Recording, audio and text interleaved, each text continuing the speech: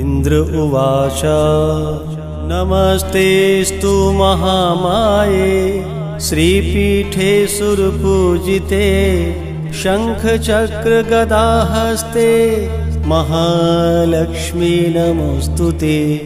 नमस्ते गरुडारूढे कोलासुरभयङ्करी सर्वपापहरे देवी महालक्ष्मी नमोऽस्तुते। सर्वज्ञे सर्ववरदे सर्वदुष्टभयङ्करी सर्वदुःखहरे देवी महालक्ष्मी नमोऽस्तुते। सिद्धिबुद्धिप्रदे देवी भुक्तिमुक्तिप्रदायिनी मन्त्रपूते सदा देवी महालक्ष्मी नमोऽस्तुते। आद्यन्तरहिते देवी आद्यशक्ति महेश्वरी योगजे योगशम्भूते महालक्ष्मी नमोऽस्तुते। अस्थूलसूक्ष्ममहारौद्रे महाशक्ति महोदरे महापापहरे देवी महालक्ष्मी नमोऽस्तुते।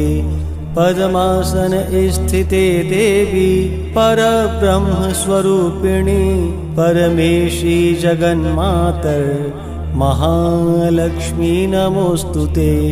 श्वेतांबरधरे देवी नानालङ्कारभूषिते जगत् स्थिते जगन्मातर महालक्ष्मी नमोऽस्तुते।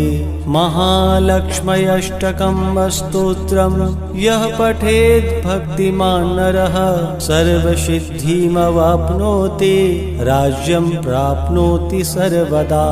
एककाले पठे नित्यं महापापविनाशनं द्विकालं यः पठेन्नित्यं धनधान्यसमन्वितः त्रिकालं यः पठेन्नित्यं महाशत्रुविनाशनं महालक्ष्मीर्भवेन्नित्यं प्रसन्ना वरदा शुभा। ॐ श्रीन्द्रकृतं महालक्ष्म्यष्टकं सम्पूर्णम्।